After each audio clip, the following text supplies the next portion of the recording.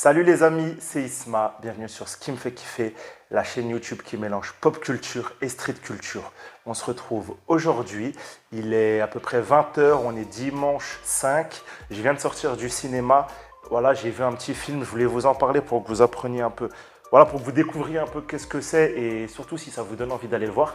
Donc cette fois-ci, par rapport à d'habitude, je vais essayer de ne pas tout spoil, comme ça vous avez quand même une petite partie surprise parce que c'est vraiment un film intéressant à découvrir. Donc il y aura une partie où on ne va pas trop spoil et ensuite je spoilerai 2-3 trucs, mais je garderai quand même la fin secrète.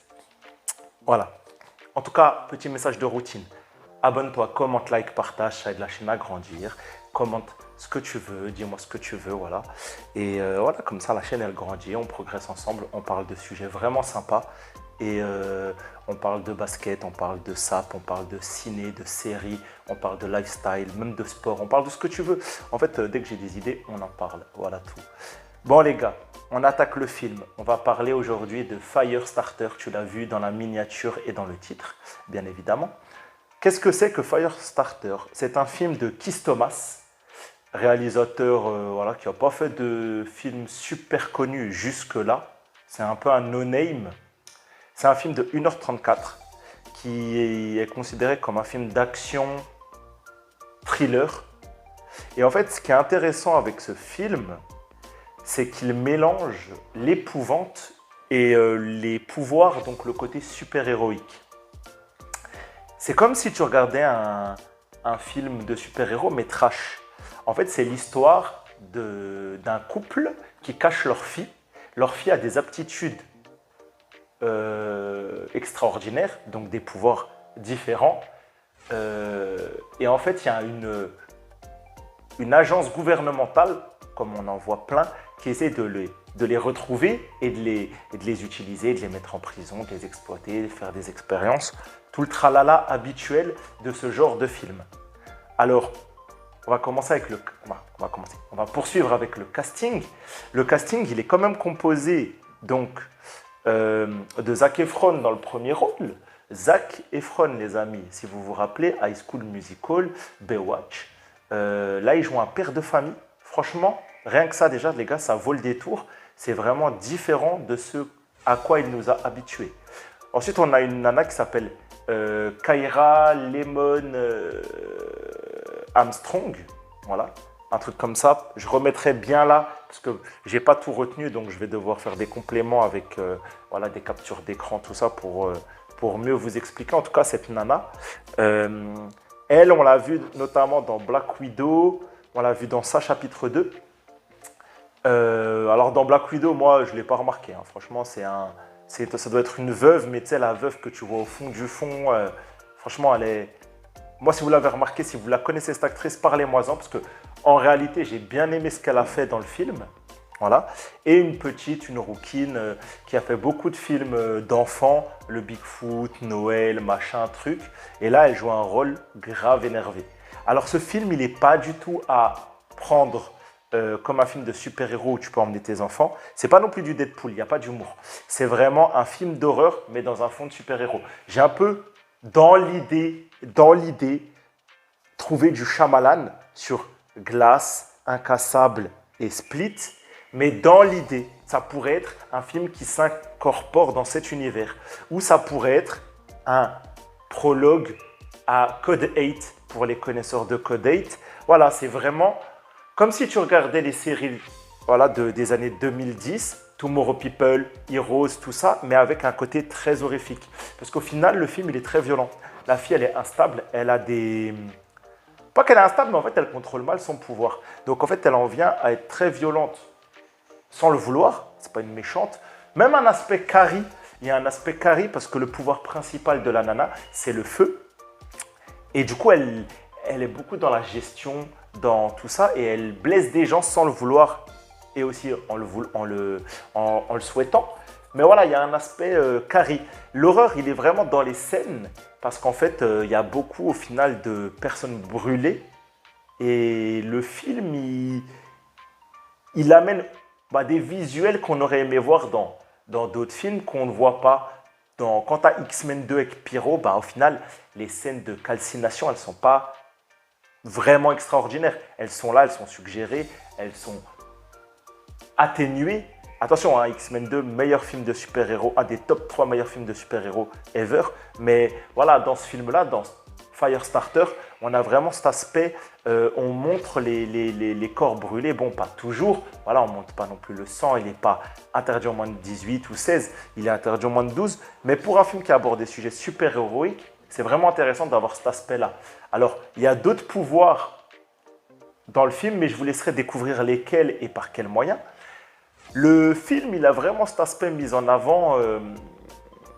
Voilà, c'est un film à petit budget. Ne vous attendez pas à un gros film. Il est intimiste. Tu as beaucoup de dialogues père-fille, mère-fille. Tu as beaucoup cet aspect, la gestion, cacher ses pouvoirs, s'entraîner ou intérioriser tout ça. Non, franchement, pas mal. Firestarter, c'est un bon film et il est court. 1h34, tout ça, il exploite de vraiment bons sujets.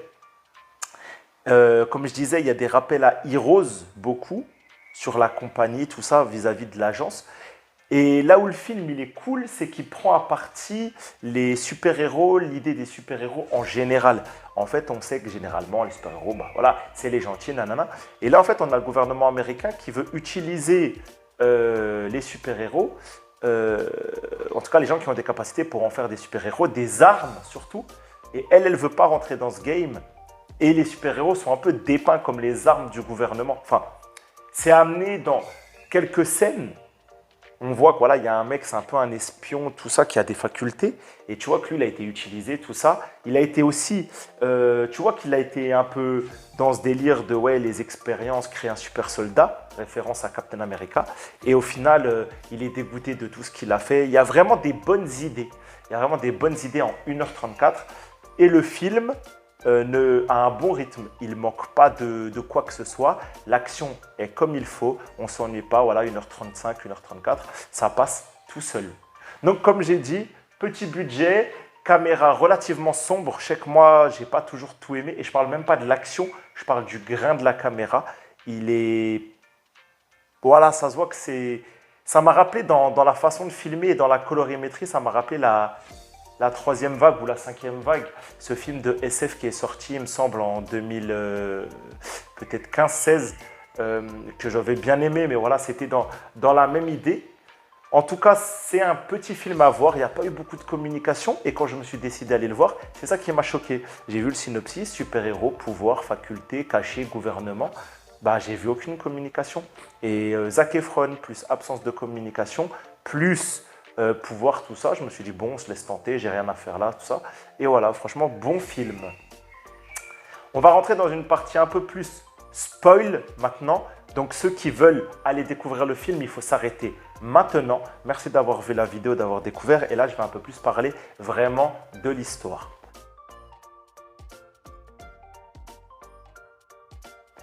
Spoiler! Alors, le film, comme j'ai dit, il est violent. Il y a une échelle de la violence et de ces aspects montrés de la violence quant à des pouvoirs. Et c'était plutôt intéressant. On va crescendo de « je blesse ma mère accidentellement », je blesse, bon, même avant, je risque de tuer ma maîtresse d'école. Ensuite, je bute un chat. Ensuite, je bute encore quelqu'un, et au final, je suis une arme de destruction massive. Et à la fin, la meuf, ouais, c'est Pyro dans les X-Men. Donc, déjà, on a ça avec la gestion. La petite, ça se voit que toute sa vie, elle a été cachée, opprimée, reste discrète, pas de wifi, pas de téléphone, te fais pas d'amis, va pas à la bibliothèque. Donc, on a tout cet aspect, le malheur, les pouvoirs. Et en fait, les parents, c'est à cause d'elle qu'elle a des pouvoirs parce qu'en fait, à la fac, ils ont été... ça, vous allez découvrir dès le début. En fait, ils ont subi des expérimentations pour avoir un petit billet, tout ça, genre cobaye, tout ça, d'un produit. Et en fait, ils ont eu des facultés suite à ça, même si c'est très ambigu, parce qu'en fait, ils ont été sélectionnés parce qu'ils avaient déjà eu des rapports au surnaturel, à l'occulte, au pouvoir. Franchement, je pense que ce film, un jour, il aura peut-être une suite, voire une trilogie, voire peut-être plus une saga, si ça fonctionne en salle. Maintenant, tout est là. Est-ce que ça va fonctionner? C'est vrai que, comme j'ai dit, le budget marketing, il n'est pas trop là. Le casting, il n'est pas incroyable à part Zac Efron et on n'a pas communiqué là-dessus. Et pourtant, j'ai vu pire. Par exemple, il est beaucoup mieux que Morbius ou Venom en termes de film de pouvoir. Meilleur que Morbius ou Venom. Et ce n'est pas un DC, ce n'est pas un film du MCU, ce n'est pas un film du Sony Spider-Verse. C'est juste un film où on parle de super-héros.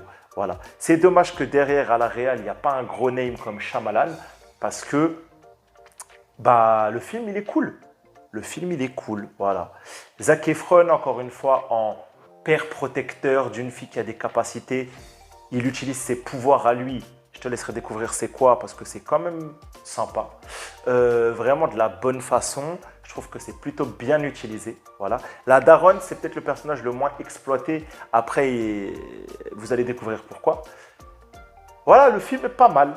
Une critique un peu comme d'habitude de l'armée, de ceux qui veulent utiliser les capacités et les super soldats voilà, en dépeignant le côté arme de destruction massive humaine.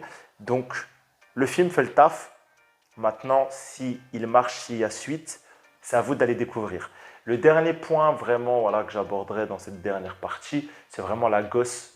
La gosse, elle est cool. La gosse,